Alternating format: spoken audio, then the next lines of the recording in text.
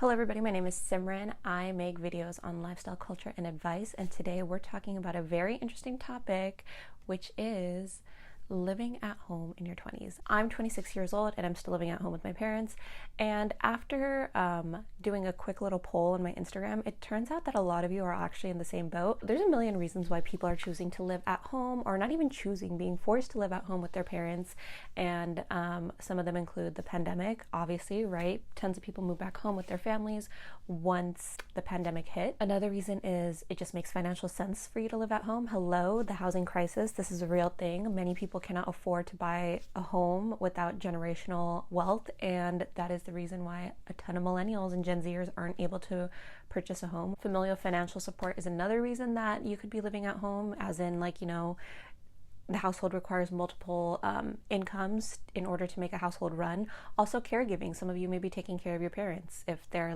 older. Lastly, there's the cultural norm. I know, like, coming from a Fijian background, a lot of people kind of just live at home with their parents up until a while. Like, multi-generational homes is very common in Fijian households, not only in Fijian households, but in South Asian households. Like I said, whatever your reason is for staying at home, I get it, I understand it, I feel it. It is constant back and forth and a tug and pull between yourself and your family members at home, because obviously, you're grown and you're trying to figure out a great living situation for everybody, which can get really hard. So from my personal experience, living at home really just makes sense for my current lifestyle right now. It is something that I'm actively trying to change. I do plan on not living at home forever, right? Like, I'm almost 30, I'm 26. Just makes sense for me right now, and if this resonates with you, then great, we have something in common. But nonetheless, there are pros and cons of living at home. I can't complain too much in terms of my living situation. I do think my living situation at home is pretty comfortable. When I asked you guys what challenges you face at home, I got a pretty influx of good responses from you all, but it really came down to what I saw to three major problems. One is privacy, two is space, and three are rules. Let's begin with topic number one. Privacy. This by far was the most common answer that I received when I put out this poll on my Instagram. I had tons of people tell me that privacy is a huge issue for them while living at home, and I totally get that. There's so many ways that your privacy can feel invaded, especially as an adult. So as I mentioned before, I come from a Fijian background, and something that I've noticed within our community is that invasion of privacy is huge. It's actually very I don't want to say normal, but it's very common. It's kind of expected that especially, I don't know about men, but I know girls, and I know a lot of from my experience, from my cousin's experience, our privacy isn't exactly respected in the way that it should be. I see how that has now greatly impacted my life as an adult, specifically in my ability to trust others, and also me respecting the privacy of others, especially when it comes to my romantic relationships. This is an issue within our community. I just want to say that. When we're younger, privacy means that we're hiding something, but it's no, we're not hiding something. We just want our privacy. So lack of privacy ultimately comes from a lack of boundaries, which comes from a lack of understanding, which boils down to a lack of communication. Now, this is great to roll out in a sentence, but how does somebody actually go about setting boundaries with their parents?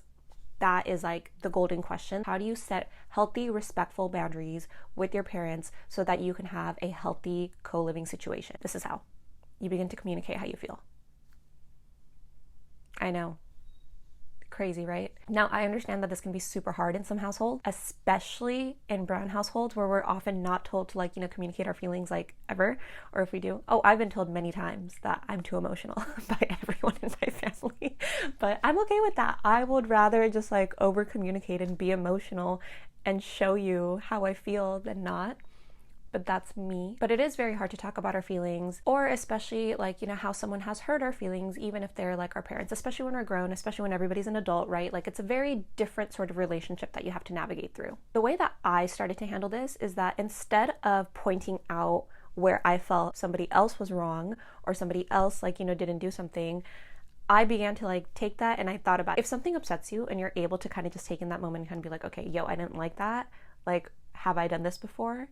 And the next time that you actually catch yourself doing it and you communicate that with them, I found that helps them see their actions as well. Basically, acknowledging my poor behavior has allowed my parents to reflect on their behavior, and that has led to positive exchanges between us overall. So to give you a more concrete example of what I mean, I recently had a conversation with my mom about this exact topic, about privacy. Not necessarily the space of like, in the sense of focusing space, but like kind of just like the intimate details of my life. I'm going through a phase in my life right now where I'm learning a lot about myself. I'm learning a lot about what I want out of life, what I want out of a partner, what I want out of just so many things, right? And you know, there's some things that you just want to be able to talk to your mom about. Like, you know, my mom has lived a very like fulfilling life, in my opinion. Like, I really respect my mom. I think she's one of the strongest women I know, and she's extremely insightful.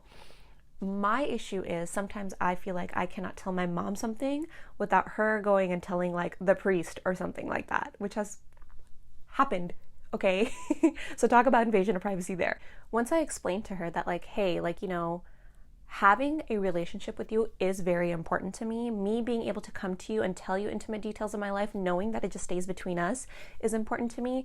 And not only that, like if you feel like you want to share something with someone, like ask me before you do, then yeah, like, you know, I would love to share more details about my life with you. And she heard that. Like she really listened to it, and she like, you know, took it in, and I could tell that like, you know, she processed that. And then like, you know, I told her, I was like, okay, I'm testing you now. And I told her like a little secret, but I guess we'll find out if anyone finds out, right? But I love that. I love that my mom listened to me. I love that my mom respected the boundaries that I was trying to put up. And it was like emotional boundaries, right? And not only that, when I did this, it was in a place where I know I would be heard. I didn't do this out of anger. I didn't do this in like, you know, a place out of frustration. Like this is something like I've truly like thought about, like, you know, these things, this idea of just like being more open with my mom and building that relationship with my mom for quite some time. And I think like when we did have that conversation, I was finally in that space to do that. Just realize that in any relationship, communication is key. It's the only way healthy boundaries will be able to be formed, and it is the number one thing that will get you through living with your parents. And not only your parents, whether that's roommate, your partner, anyone, just communicate your boundaries, do it in a healthy way, do it respectfully, and it takes time. I'm not saying that this is going to happen overnight. Like, you know, you're not going to be able to just like, this video isn't supposed to be like, oh, this one solution will change your life. Like, no, this is my advice on what's worked for me. And it's come with months of practice, you know, like, and I guess years as well, right? But it's just ways that I've seen. I've just noticed that once I mirror my own behavior back at me and I realize like, hey, if somebody treated me like this, would I be okay with that? And just trying to change what I say and how I approach things to the people around me, it's really changed a lot in a positive way. But not only that, the more that we begin to communicate with our families, express our boundaries, express ways that like, you know, we would like to feel respected as an adult, we begin to like break these toxic generational norms that are very prominent, especially in brown households. Another major challenge that came up amongst all of you was space. As someone who has lived in like 4 different apartments and a house over the course of 8 years, like, yeah, I have a lot of shit. And you're an adult. I'm sure you have your own stuff too. What I found that works best for me is truly just Marie Kondoing shit out of everything like every 6 months. I started doing this like last year, and well, I did this like, you know, over the years, but like I really came to a point where I was just like, I have so much stuff that I don't need and I don't like this, you know? It's like I'm really trying to focus on like, what is it that I actually want to keep? What is it that I actually use? And what can be actually like, you know, either tossed away or given to donation. Now for like my big ticket items, such as like, you know, like I said, like, you know, I've lived, like I have furniture as well. My solution to that, because I have amazing taste, obviously, is to allow my mom to use it until I get my own place. And we actually got into fights about this. Like, not fights, but like, you know, it's like a constant back and forth. She's always just like, I'm going to keep it. And I'm like, no, you're not. Because, oh my God. Like my Pottery Barn coffee table, hello. I have this rug from Home Goods that I got that is like the most stunning rug in the world. Oh my God, I love it. It's from India too. And I have this mirror that like is just stunning. I think I'll let her keep the mirror. Don't tell her that. I really love that mirror too. That's going to be my compromise. I'm going to take my rug and my coffee table, but she can keep the mirror.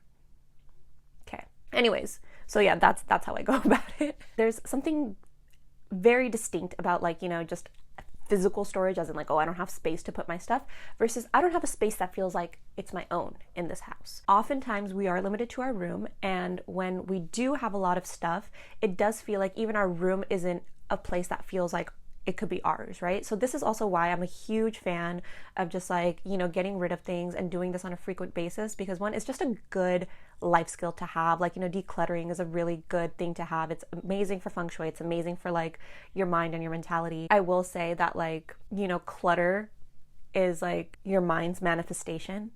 So it's just like, if you have a cluttered space, that's really like what's going on over here. So the more that you can keep your environment clean and just, you know, clutter free, you'll notice the changes in like how you're able to think and be able to process just like day-to-day thoughts. So again, that's my personal philosophy on why decluttering is great. If you're finding that it's hard for you to create a space in your house, a place that where you could just feel like, oh my God, this is me, I want you to do that for yourself. When I moved back home after I split up with my partner, I really took the time to make my room like something that I really wanted to come to. Because if you've ever had your own space, you know, like if you've ever had your own apartment, if you've ever had your own home or whatever the case is, you know how good that feeling is, like to know that like you're coming into a space that like that you curated, that you made feel like for you. It's just like, it's an amazing feeling. I can't wait to feel it again. And if you've never felt it, I hope you feel it one day, because it's great. But like taking that from a house and trying to fit it into a room, it was kind of a challenge. But luckily for me, like a lot of the stuff that I have, I really like. So I was just able to like, you know, put a lot of my personal items all over my room and have meaning for that. And another thing is, it's like, in this sense, if you're trying to make a space feel your own, like don't get things that you think like, oh, it's aesthetic, oh, this is what's it. Like, I mean, if it makes you happy, great. But like, buy things that like truly resonate with you. Like, you know, if you're like out in the city one day and you're just like, oh my God, I love this crystal, get that crystal. You're just like, oh my God, this like, you know, little knickknack. I love knickknacks. Knickknacks are like my favorite thing ever. But like, if it feels like something that you feel connected to, then do it. Like, you know, I love associating like items with like places, because then you have a story. Like, I have tons of stuff, like these little candle holders, you might see them in the back. I don't have a candle in it right now, maybe I should have, but like I got those in Costa Rica, and like now, you know, I have a little piece of Costa Rica in my room, and I think it's just, that's just how you like, you know, make it yourself. I think that's pretty basic. That's not like mind-blowing advice, but it makes a difference. It helps with your sense of peace, in my opinion, and your sense of individuality, especially when you're sharing a house with your family. The last challenge that came up many times were rules. You're a grown adult and you still have to adhere to the rules that your parents set for you in their home. That can be frustrating. As an adult, especially, we hate rules. Even as kids, we hate rules. Humans just hate rules. Like, humans do not like being told what to do.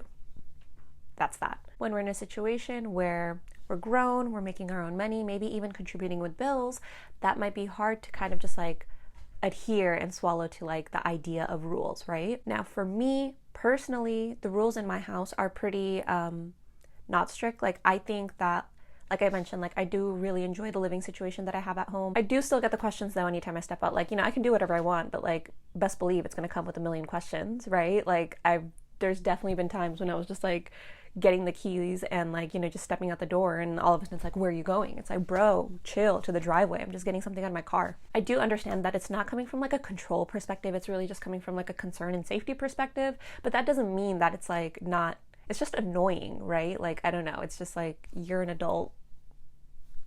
Just let me live. But at the same time, that doesn't mean it makes it less invasive, which goes back to the first point that we talked about with privacy. My thing is, I get it, it's their house, it's their rules. But if they can set rules in their house, and if we are adults, like we all say that we are, then you can talk about how you want to set personal boundaries with them in order for them to adhere to your personal rules as well. Because like I said, the whole point of this is to make sure that you're having a good and healthy co-living situation, especially as grown adults. And because we're adults, let's actually act like it. If there's anything that I learned about quote unquote being an adult and living with my parents, it's understanding that our parents are only human and humans are flawed. And yeah, like, you know, I could sit here and talk about all the things that they should have done, right? Or I can talk about the ways to make a better co-living situation from the ways that I found out.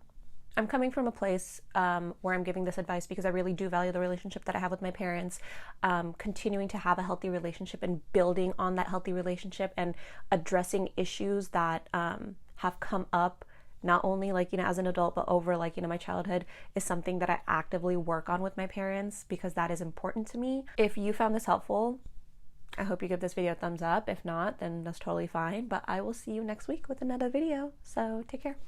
Remember to subscribe, please.